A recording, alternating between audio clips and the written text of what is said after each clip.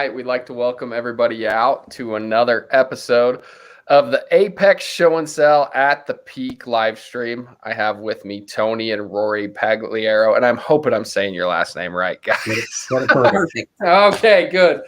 I did one thing right at least. So they exhibited the Champion ewe, and holy cow, was that an awesome ewe lamb they brought to the Apex last year. Looking forward to the set they're bringing this year and looking forward to learning more about them. So how are you guys doing? Doing good. How about yourself? Good. How's the weather there? Have you gotten through the worst of it yet? Storming. We're going to be swimming in a minute. I literally just went to Les Schwab and bought some chains for the first time. Oh, geez. I believe on Monday. That is not fun. Yeah, we're kind of in the same boat. I've got probably 4 feet of snow in front of my house, and it's supposed to warm up this week. So we're prepping for the hopefully not too bad flooding.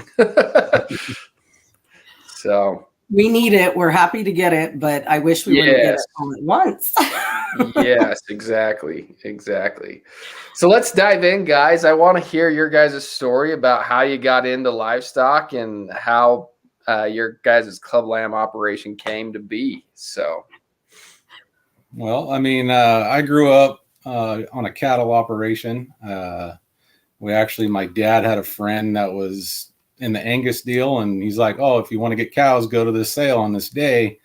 And so he thought he was going to an Angus sale. Well, he got the weekend mixed up, and we ended up buying Herefords. So I grew up raising Herefords, and Rory grew up showing sheep and steers. When I was 9, my cousin said, "You're going to show sheep at the fair," and that's what we did. And I loved it, and have been doing it since then, I guess. Ever since then, huh? So, what did you love about it? What really drew you in? I'm naturally, I think, competitive. So I wasn't very good at playing sports. I was not tall enough to play basketball. I wasn't athletically gifted. So, but I could show sheep, and I just loved it. I thought it was a great program. Even I remember being like 9 years old and thinking how wonderful 4-H was and everything it had to offer. And, I think there's no better place to grow up than a barn. I was a kid living in the city in a cul-de-sac. And so for me, it was a whole new world. And I was never squeamish as a kid. I always, loved animals and, liked the animal husbandry part of it. And I think that it just opened my eyes to a whole new world. Yeah. So, Tony, you guys are in cattle. Yep. When did the crossover to sheep happen? Because that can be a plunge sometimes. So like on the other half, I wasn't very competitive. I mean, we did fairly well at the local level. Didn't really have a whole competitive bone in my body. My biggest claim to fame was I was on the Today Show. We had a cow that had quadruplets, and we were on every single news station across the United States. We were live on the Today Show with Katie Couric. That was probably when I was about a freshman. Probably when I was a senior, I had met Rory at the fair. She was the girl that came in there and whooped our ass with a steer every year. So, but we got to talking and we hit it off, and that's kind of where it started. Actually, her sister, Ryan, who lives in Missouri now, she was the one that liked to show sheep. I was off busy racing cars and getting my competitiveness that way. My wife called me one day and she's like, bought a couple sheep in Reno. Can you make me a pen? And I'm like, okay. So I went to the store and bought some panels and made her a little pen for the 3 or 4 sheep she bought in Reno. That was in 2004. And that's kind of when it started. Yeah. Took off, huh? Real crazy from there. So are you guys full-time into the sheep stuff, or do you have jobs outside of sheep? So I guess my full-time job is the sheep, but my hobby is going to work. That's kind of what I get away from. I actually drive trucks, so that's what I do for a living. I don't work as much anymore going to all these sales. My boss probably doesn't like it, but actually have to do these things to make the money. So, well, and to just keep in front of it. And I think that I quit my job 4 years ago to stay home and do the sheep. And I love it. And I do work for Willoughby Sales. I'm a sales rep there, and I absolutely love that. It's like perfect. It was like a perfect start. It was not something that I was like seeking to do. But it's been great, and I love it. And it's so fun to be able to connect with people that maybe you wouldn't normally connect with, and build those relationships. And the best part about that job is you get to go through so many different lambs and genetics, and I mean, you guys get to too. Everybody does, with the internet and being able to. But I get to. I'm really paying attention now to more so than ever. Just what everybody's using and how those lambs look and how they sell, and So that's kind of neat. Absolutely. So let's go back to the original set of ewes that came from the Reno cell. Who'd you get them from? Tony, were you surprised? Like, I kind of at first didn't really want anything to do with it, to be honest with you. I was kind of burned out with cattle. Me and my sister used to take like 22 head to 5 county fairs a year, and it was miserable. But so I was kind of burnt out on the livestock a little bit. But when she brought these home, funny story is, I think she bought a Farinelli ewe. She bought a ewe from a guy named Pasalacqua who lived down the road here. And she also bought a frame hamp ewe. I did. Didn't know how to fit it out or anything. I knew nothing about it. Funny story on that frame ewe is the first year we fit her out like a frame sheep and took her to the county fair, and she won that deal. And the second year, that same ewe was the first year they had a weather dam class at our county fair, and we actually slicked that frame ewe off, and she turned around and won the weather dam deal at the county fair. That must have been a pretty good frame sheep then. She must have known what she was picking. I don't know, but that was a while ago. Not really. I was very familiar with showing them, not breeding them. So we just picked the ones that we liked when we went through the barn and we could afford, and I came home with them. Perfect. All right. So where does it go from there? I think very quickly, I think there's like growing pains, and we had a really cool guy that lived down the road from us. His name's Scott Carter. He's in Oklahoma now. And he had some pretty cool sheep, and he sold us, they were summer born ewe lambs, and he sold us a huge group of them, very affordable. And we bred those sheep, and we took them to like all the local shows or sales and around here. And they did fairly well locally. And then we decided that, I guess it's human nature, right? You just want more and more and more. And, Tony loved the genetic part of it, and it just kind of spiraled from there. And then once her sister Ryan got more competitive into the showing, we started traveling around looking for weathers and seeing what was hot, finding genetics out that way. And that's kind of when we got hooked up with John Neiswanger, when Ryan was kind of in her later years of showing. And then she actually aged out, and the next year our oldest daughter Rio started. So that's kind of when it got really, really competitive is when our daughter started.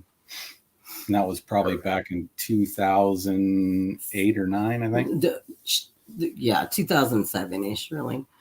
And we bought some older ewes from John. We bought a composure son from John, a composure son from Clay. Yeah, and then we hooked up on that composure genetics, and then my biggest philosophy is you line that up until it comes out with 2 heads, and then you back it off a notch. Yeah, it's worked well for a lot of people in this industry, that's for sure. So you get really competitive. How many head do you have? Right now we're a little crazy because we're buying up as many recips as we can. We're in a transition stage where we're going to try to shoot to go predominantly flushing and just cut our numbers back to probably 20 blackface ewes and flush them like crazy. But right now, there's with recips and everything, we're probably at 150 head. And we were at 150 kind of in those, early middle years. We ran 150 blackface ewes, and it's a lot of work. And we both had full-time jobs, and it is so hard to do. Fun fact, back then we lived 45 minutes away from the sheep. So we'd get up early, go to our jobs, come home. We'd meet at the house at 5 o'clock. We would jump in somebody's car, one of our cars. We would drive 45 minutes. We would come home and come home about midnight, 1 in the morning, and then get up and go to work at 5, So that was really hard for a lot of years. We still don't live at the ranch. But now we're like 25 minutes, which is much better. And we move into my mother-in-law is an absolute saint, and we literally move into her house when we're lambing. So for us, part of the flush, doing more of a flush deal and not really running a buck to cover the ewes, it makes our lives much, much easier, because then instead of moving into my mother-in-law's for 3 or 4 months at a time, we're moving in for a week or so, a couple weeks, and then we go home, and then at least we can sleep in our own bed. Yeah, absolutely. Absolutely. So let's talk about some of your favorite rams that you've had throughout the years. I mean, it kind of we didn't own composure, but we've had enough lambs out of them. That was kind of the true start where we really enjoyed that line. I'm probably the only crazy person in the world that's used 5 different composure sons. I got used way back in their pedigree that have 4, 5, 6 shots of composure in them. But that's kind of where it all started. In terms of buying bucks and bucks we used, we bought Monster. That's kind of something we needed on those composure daughters. So we went to Clay's, and when we were running against the Niswonger sheep, we looked the same from the side, but when we got behind ours, we just didn't have enough. So we went to Clay's to find that next piece, and Monster was this skinny, scrawny bag of bones that every time we went to grab him, he ran in the creep and got his hip stuck. And I mean, his ears were down to his cheeks. He looked, it was questionable. And I told my wife when we left that trip, I said, well, I'm either going to be a hero or a zero, but there's no in between. He said, there's no in between. So we bought the skinny buck that, had to wiggle his way out of the creep and hope that he could bust open their pin set, in those composure females. We were lucky enough where I think it was Corp weekend or something like that, Clay calls me and says, well, he was the most handled sheep all weekend. So he said you're a hero. It turned out. There you go. So that was one there. And then, we were trying to find a piece to go on those Monster daughters. And, our sales were really good. Had the online sales going then. I told my wife, I said, hey, if we have a really good sale, I'll take you to Hawaii. So she was super stoked about that. I was packing my bags. And then I was ready. And then Clay posted his buck sale, and there was Enigma. So I said, I need to get on a plane and we have to go look at this buck. And so I did. Me and my buddy Lance Carter, we flew out to Clay's, and my wife gets mad at me because every time we go on sheep trips, it's no fun. It's just a lot of driving and a lot of looking at sheep. We don't stop for anything. Well, me and my buddy Lance, we flew into Texas and ate at my favorite barbecue place. We probably $109 worth of barbecue. So we smelled like meat. We were driving up to Clay's and we saw this sign for a roadside zoo. And Lance thought it was real funny. We should go in there. So we went in there and probably shouldn't have been smelling like meat, but we did. Fast forward to COVID. My wife's like, hey, you got to see this show on Netflix called Tiger King. I'm like, okay. So I sit down and start watching it. And the first episode, I'm like, I've been there. It was the roadside zoo. So I've been to the Tiger King's place. But there you go. Clay had that sale on, I think it was Valentine's Day. It was Valentine's Day. I bought my wife a gift for Valentine's Day. She wasn't so happy, but we ended up with Enigma. Needless to say, I did not go to Hawaii, and I still have not been to Hawaii. Things like that. What the heck? It's in the plans one day. One day when we sell out, probably. And we probably at that point in time really didn't have any business owning a buckle. Nor did I don't think we really thought it was possible. But Tony came home and said, he's the one and we're doing it. And if we have to eat top ramen for the next 6 months, that's what's happening. Unfortunately, my family's made a lot of sacrifices in this deal to own the next pieces that we need. And so it makes it tough, but he kind of moved us to that next level. Unfortunately, he only lasted a year before he passed away. So we were lucky enough to get some semen on him. So we used him for, semen wise for a couple of years after that. But his daughters were very, very, very good. And Did you guys own him in partnership with Clay? I can't remember. Yes, we purchased half of him with a few other guys. And back then, even in that time, 24,000. Tony went over budget. A lot. That was a lot of money back then. I mean, even then, and we, a couple other guys owned him with us, but it was still quite a bit. I mean, we hadn't spent that, like it was a lot tougher to make their money back then. Yeah. Yep. So Enigma, he left us with what I think is the piece that made us, and that was the buck we call Timber. And that buck kind of put us on the map, and that's one that we raised. Okay. So am I remembering correctly? You took Timber to Reno, right? Or is that a Timber son? We took a Timber son. Actually, there my buddy Matt Perkins took a Timber son. So he owned the ewe and I had Timber, and we kind of partnered up on that deal. And that was the buck we called Look at Me Now. And that's the one that. Yeah. Okay. Yep.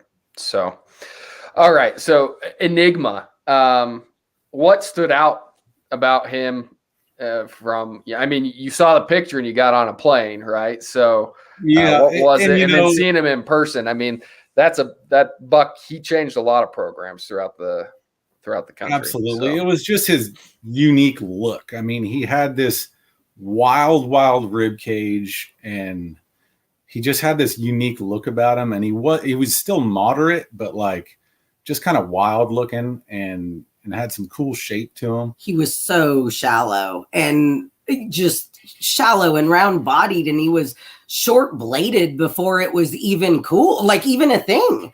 I remember when he got home, because I didn't get to go see him in person. I had seen the videos, and I wasn't so mad that I wasn't in Hawaii on the beach anymore. I was like, okay, I'm in, like, let's do this, I got why Tony was so adamant that we had to have him. Yeah, absolutely. And then Timber hits the ground. What do you think once you get that thing born on your property? Well, on the funny deal on that one is I wasn't really a huge fan. He was just kind of this little rat that was over in this corner lambing jail. And Rory said, that's the one. Every time she walked by, that was the one. I'm like, yeah, whatever, blah, blah, blah. And she was right. I mean, we ended up keeping him and used him strong for 3 or 4 years. A long time. And I think that, I mean, looking back at it now, we might not have known it then, but he was a little bit ahead of his time, really. Like, he came at the sheep were very moderate and stout, and, you know, fuzzy was getting very important. And, but timber still, he gave you a little bit of length of body. Those sheep were still tall enough fronted and kind of longer necked and pretty wild in their pin set. And, you know, they had this really cool shape.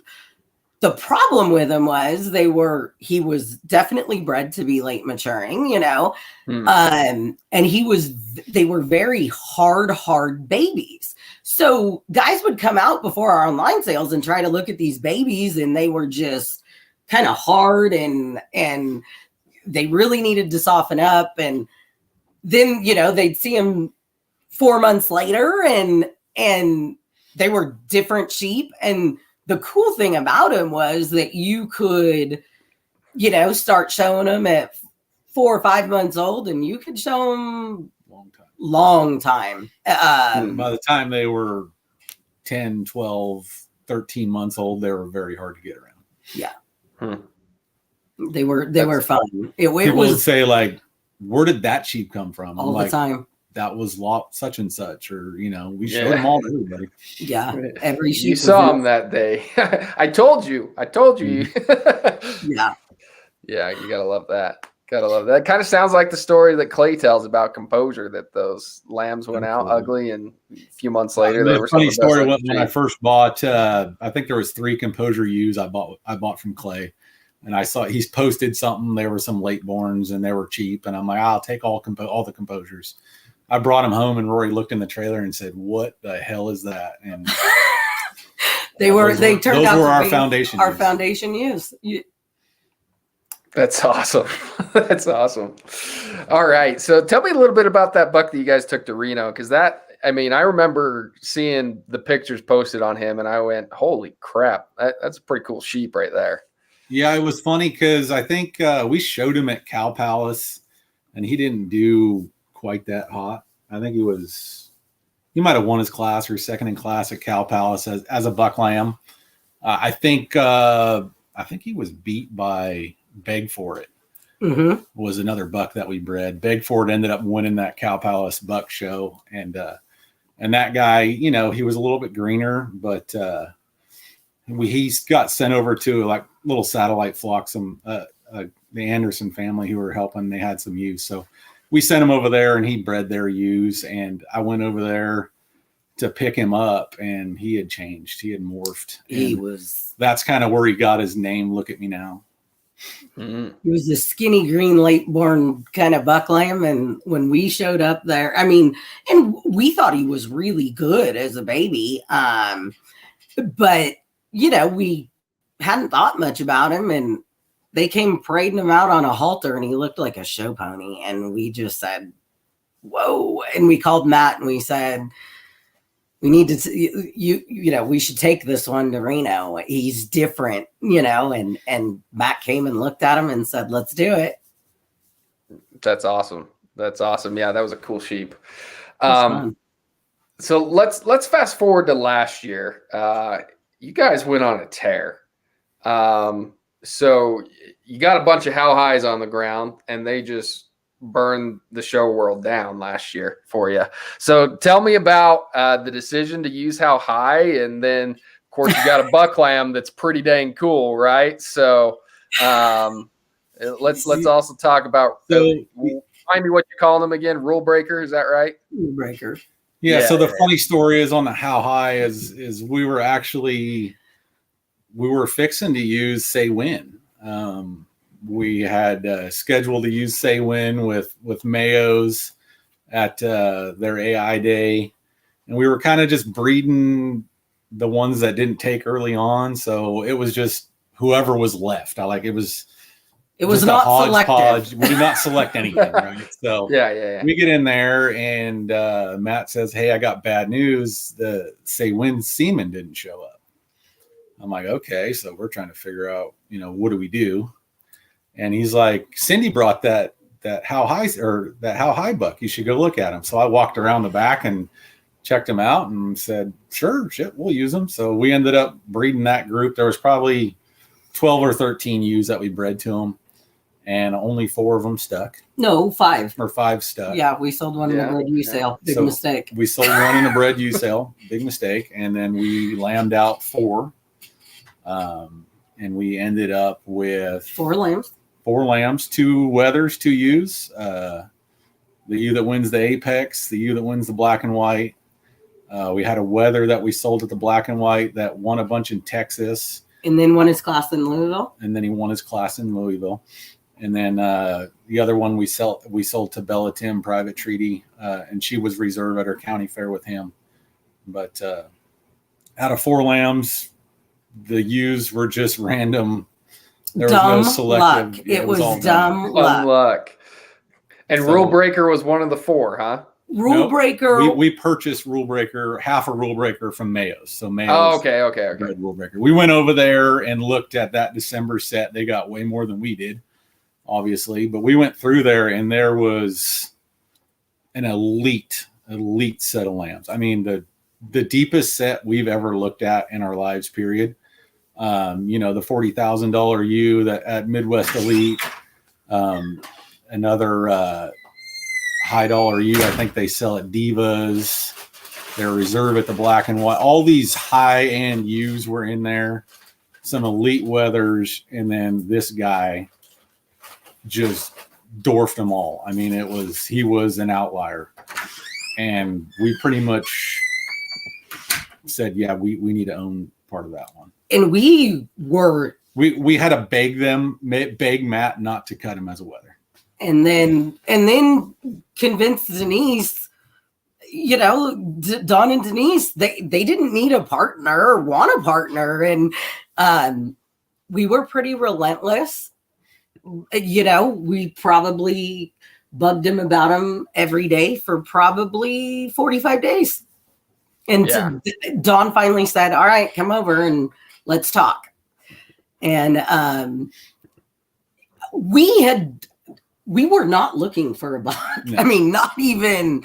I never planned to own another blackface buck ever. Ever. I was just going to AI. We were not, there was no reason to. And we saw him and just couldn't get enough. And I guess that whole set, it was so good that I think we ended up being there till 2 a.m. Or poor Matt, he probably wanted to go to bed, but we had to pick our jaw up off the floor. Yeah, I had to grab that guy 5 or 6 times. And Matt said, yeah, you must really like him. Yeah, that's so I've shared the picture of Rule Breaker with the updated photos you took there, so everyone can see, because he is quite a specimen. He's very spoiled. He lives in our show barn. Yeah. So you weren't going to buy another buck, and this guy comes along. That's awesome. That says something about this sheep. To pull the trigger on something that you weren't really planning on. I'm kind of the same way. I've kept a couple of bucks from my AIs, but I'm not big on buying another one. Yeah, just because we can AI to the best in the country every year, and it does make it tough. It does make it tough selling sheep. I've come to the conclusion where if you're not out of the best stuff in the country, that people are probably not looking as hard at those. So it makes it tough to use a buck you bred.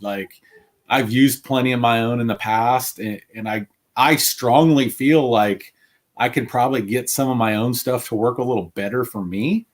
But in terms of marketing and stuff like that, you kind of have to use some of the best stuff in the country. Oh yeah, for sure. All right, let me pull this up. So people are going to be coming to the Apex, right? And excited to have you guys out again. What do you think folks should be looking for when they're sorting through animals at the Apex this year?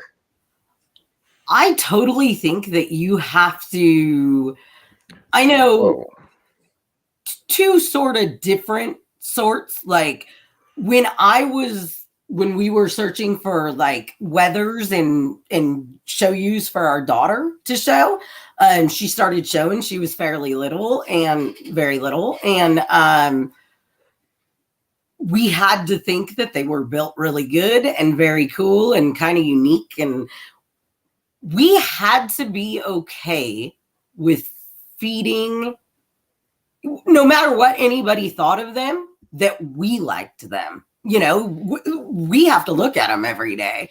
And the other thing was that we had her stick every sheep before we bought it. If she couldn't show it, we didn't buy it.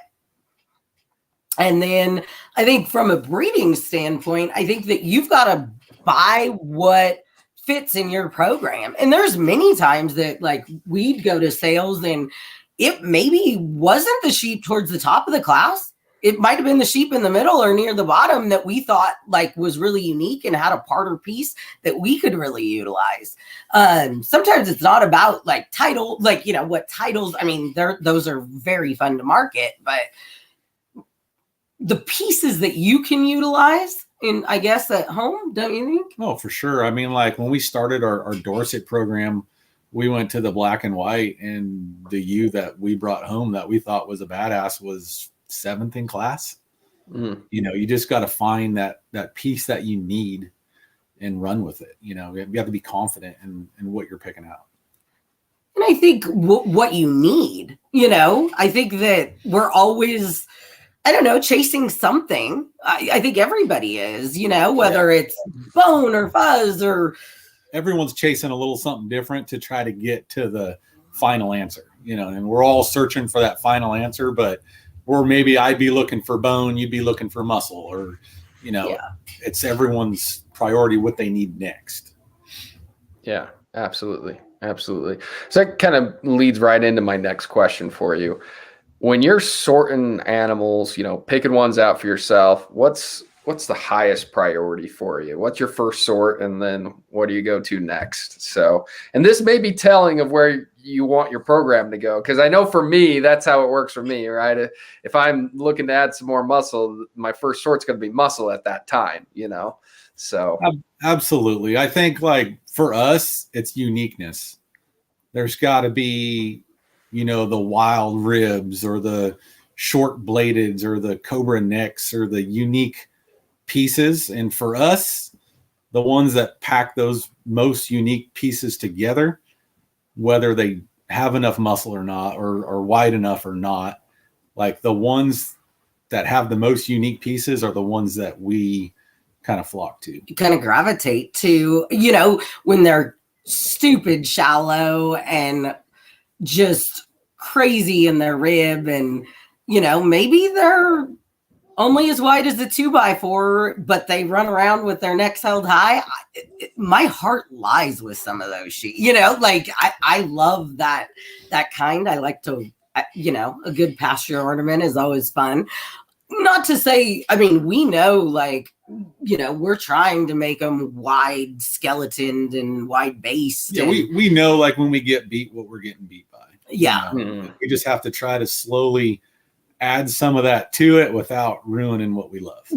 And we try not to, like, in the moves that we try to make, we try to keep them shallow and keep them round bodied. I think the other thing that we, you know, just feeding a lot of show sheep when our daughter was little, and I mean, I guess we're probably, you know, now that we have a 2-year-old, we better stay on our toes. We'll be feeding more. I think one of the things that probably sold us on composure so much, we fed so many wethers, or a lot of wethers at that time when our daughter was really competitive. And those composure wethers got better every single day.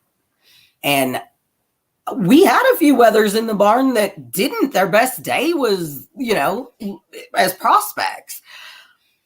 I like sheep that get better every day. It makes it exciting and fun to go to the barn, and you can't wait to get out there. And I think we had pigs we didn't raise pigs, but my daughter showed pigs for a very short time. And I just didn't have the heart for it. I mean, every day you kind of did the Hail Mary, hoping that nobody blew their hawk, or, it's part of their game. Yeah. I get it. But it was so hard and disheartening when, they weren't getting better, or sometimes they were getting worse, And I think that we identified some of the sheep that were our favorite wethers that, she showed and fed were the shallow, round bodied, those kind were a little later maturing, and they loved to go on you, and that was fun. I loved it when they could win their first show that they went to at 60 or 70 pounds and win the last one that they went to. I mean, yeah. it's 160 It's very pounds. tough these days. Like back when we were picking out wethers, we would go, if not every weekend, but every other weekend. And we'd go, let's just say we're going to Nicemongers, and that's where we're buying. We would go damn near every weekend or every other weekend, and we would study all those lambs. We would see who was on the upswing, who was on the downswing. And, a funny story is, we go to John's one year. I think it was our daughter's first year, eligible. I mean, she showed for years at Jackpots, but first year eligible. And, we go in there and we'd write down a list, blah, blah, blah. And we'd go in there, and this was when almond season was really strong one year. And, we didn't have a whole lot of money growing up. We were young parents. And, my wife got in some bidding wars against people that had more money than us. And I lost. She was real upset when she didn't get her first favorite 2 Nicemonger wethers. And she was about ready to storm out of there and run off and get in the car and go. And I said, hey, what about that one lamb with the spot on his shoulder? I said, he was on our list every single time. So we go in there and pluck that one off for like $1,800 or something like that. And we go out to Western Bonanza, the first big major show out, and sure as shit, that lamb wins Western Bonanza against the ones that sold for 6,000 plus. Yeah, you just have to.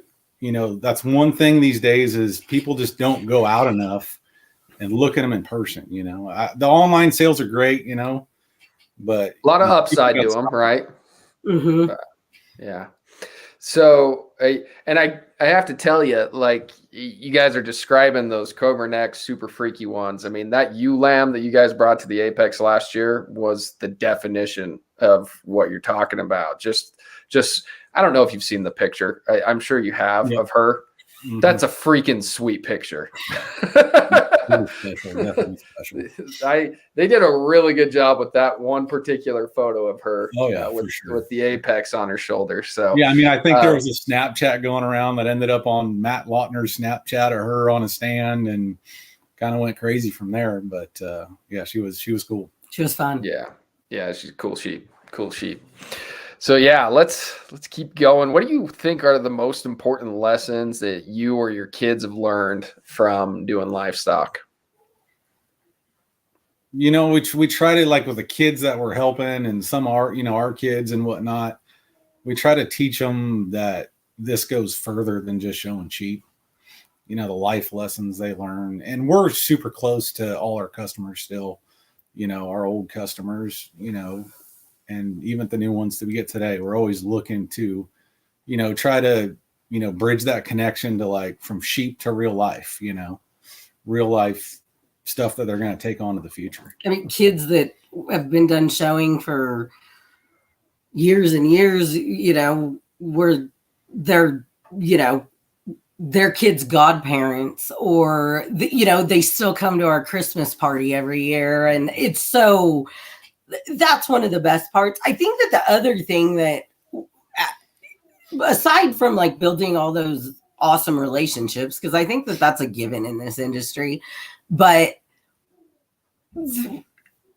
the work ethic part of it, we had Morgan Keyser used to show sheep, and she said something that like stuck with us. She said, I can totally handle getting beat by one better than me.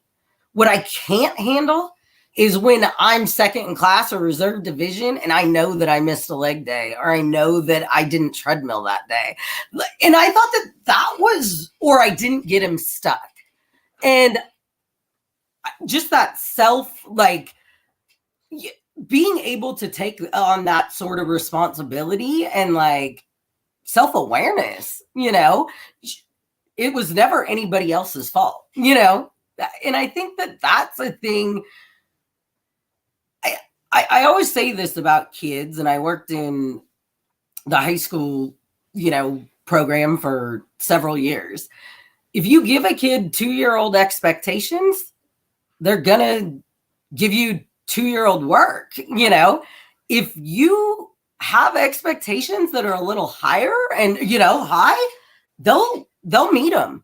We had kids. We have a kid that works for us, Jeremy Bradley, and I don't honestly. If he quit on us, I think that we would have to sell out tomorrow. He is a saint, a lifesaver, and he came into our program at Napa as a freshman, and I don't know if he ever even had a dog, but the kid loved the program and loved it, and he was on my sheep enterprise at the school, and afterwards he came to work for us. And the work ethic that they have, and I guess my expectations were always like, it doesn't matter if you've done this before, we can do this. And as long as you have some sort of encouragement, I think.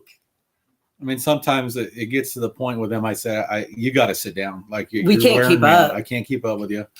He's just, he doesn't stop. He's just a worker, and we couldn't do this without him. That's for sure. Oh yeah.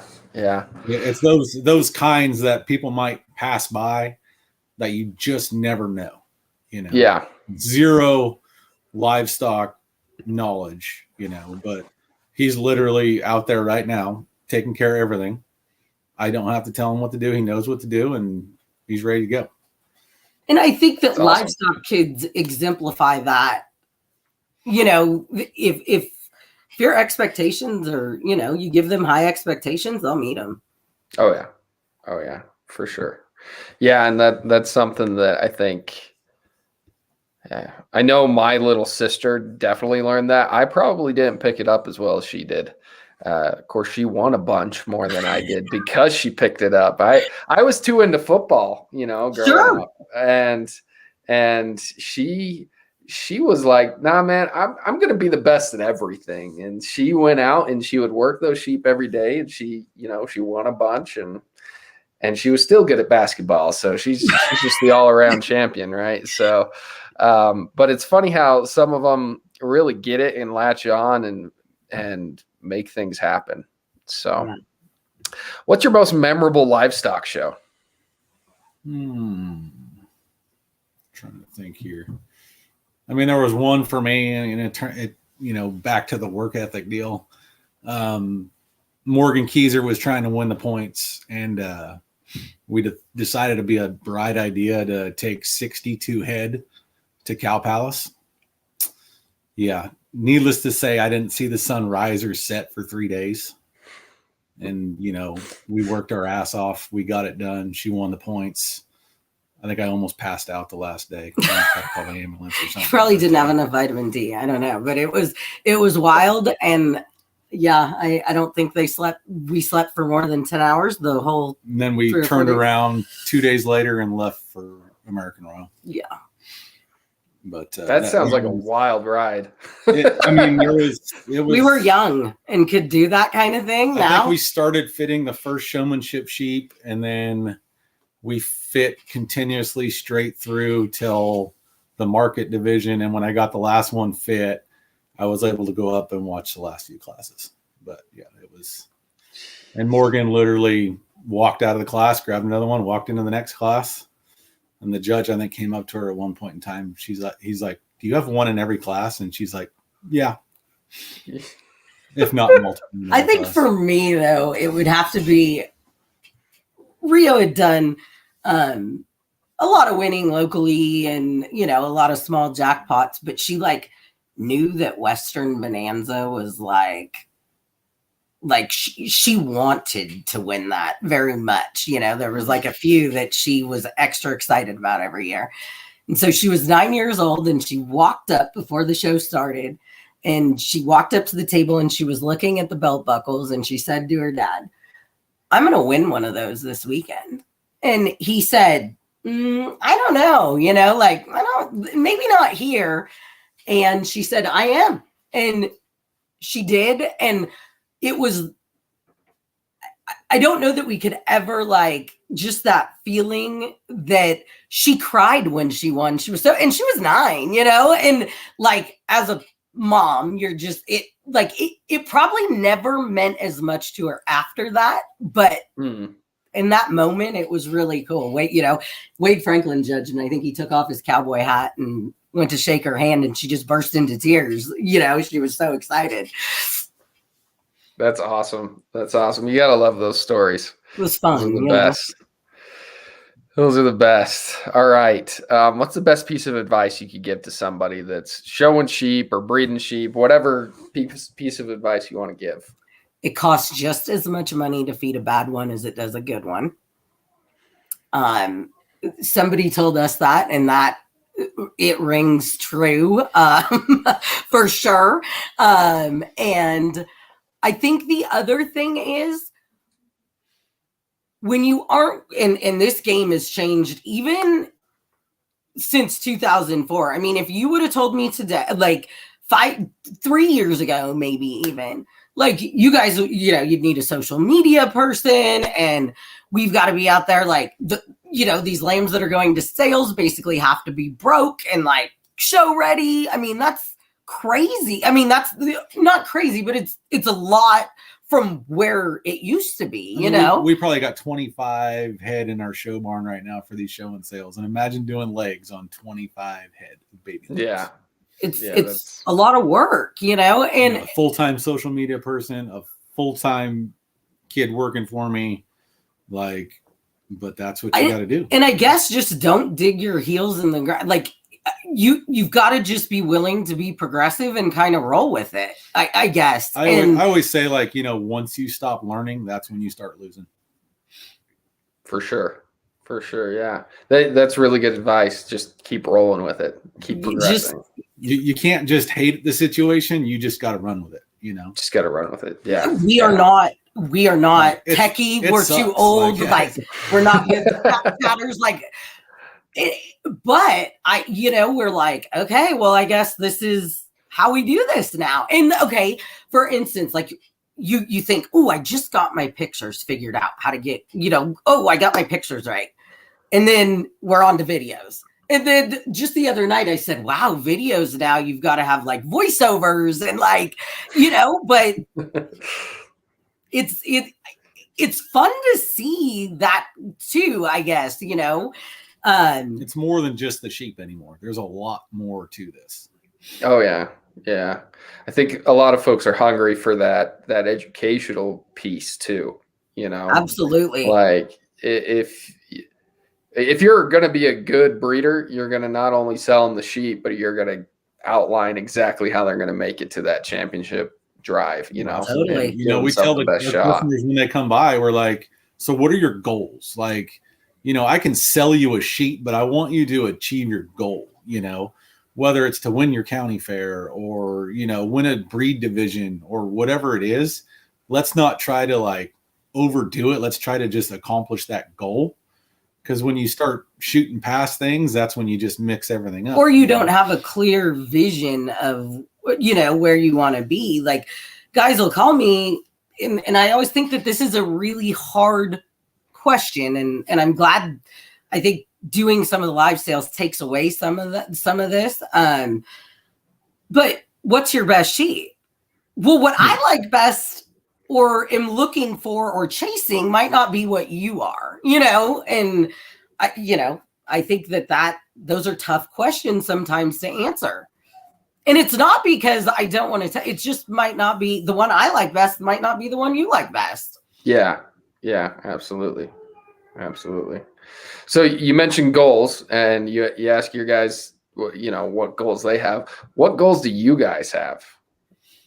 Well, I mean, like, we've probably shot past a lot of some goals, but there's still some goals that I haven't achieved. One of them is just making the dirt at State Fair. We call, the champion drive is, we call it making the dirt, where they go over the cattle ring. It's a big production. It's still one of my goals is to breed one out, that out there that made the dirt. We're still haven't got that yet, so we still shoot for those things. And, sometimes we focus on kind of like what we did last year. That was something that I would have never believed. And like, in all honesty, like before we would head off on those trips, I didn't like them. Like I thought, man, these things all suck. Like I ain't going to travel across the country. I literally put an ad on Facebook saying used for sale. They're all priced. Every single sheep I sold in the Midwest was in that barn priced for sale. I had one person stop by. One person, single mother, had 2 kids, wanted to buy her daughter some show sheep, didn't have a whole lot of money. And I said, you know what? You can make me payments. She left with 2 ewes that probably would have gone to Indy or whatever and beat what I had. She made me payments. It was a happy customer. But one person stopped by, And Tony, living with Tony during lambing season is very miserable because there might be times that he doesn't speak for weeks at a time. And, the big joke is like, oh, do I have to talk Tony off the ledge today? He's hypercritical. I think I told Rory the other night, we were going through what sheep to take where. I said, I better get out of here because I'm going to start thinking they all suck. So just like, it's the hype to getting there that, I had to convince him to get in the truck last year. I almost didn't go. He almost didn't go. Well, and you broke down along the way to the Apex too. Yeah. It was a long trip. Got a new truck and a new trailer. But I will tell you, Riker, I tell everybody that they need to go to the Apex. I absolutely... The show was great. It was a great time. And I guess I didn't realize this, but I had never we've gone through Utah a lot of times, but I'd never really been in Utah. I was ready to move to Utah after we left the Apex. I loved it. Hey, you know what? There are some benefits over California, though. That's for sure. I just left the DMV. That's one of them. For real. Well, I hope you guys like our new location. It's going to be a fun place to have a sheep show and sell, I think. So. I think it'll be a good time. And I would encourage everybody. I think that it was, consigners, buyers, it was a great time. And just the show and sale and then the jackpot. And I think that there's something for everybody to go there. Definitely laid back, less stress. It was perfect event. Perfect. Well, I appreciate that. And I appreciate you guys coming on tonight. This has been really fun. Appreciate you giving your time. Look forward to having you out. I'm super excited to see this year's set. So what do you have coming this way? Do you have any, want to give away any genetics? We actually had a how high flush out of a Bishop ewe that she had 4 ewe lambs in that flush, and you'll be getting one of them. We don't know which one's the best one. So we don't know which one's the worst one. But I feel like if I take one to every single one of these shows, I'll be all right. There you go. There you go. Perfect. I'm excited. To see them. Few out of some other flushes. There'll be some good ones. Perfect. Well, thanks, guys. Just want to remind everybody, Apex Show and Sell is April 7th and 8th. The show is on the 7th. The sell is on the 8th. The catalog will be available online at sconlinesales.com. The show will also be broadcast live on Showbarn Flicks. The show and sell is moving to Logan, Utah this year. We have updated, nice facilities. We're going to be showing in a climate-controlled building. So even if there is snow, which I'm hoping it melts. Rory likes climate controlled. So even if there's snow, it's going to be a nice time, and we won't freeze to death. The barn where we're going to be housing the sheep is also heated, so that'll be nice. And it's a really nice facility. Cache Valley is beautiful. I'm kind of biased. I live here, but it really is a gorgeous place. So it'll be fun. And then what else? March 20th are when consignments are due. I saw your guys' consignments roll in the other day, so got excited about those. And I hope you got a few goat entries too. We're getting the goat entries. They're coming in. Well, they'll be coming in on our trailer, so we'll drag in some. We're gonna haul some for some guys. Perfect. So, yeah, I appreciate you guys coming on. Thank you so much. We look forward to seeing everybody. This has been the Apex Show and Sell at the Peak. Appreciate it.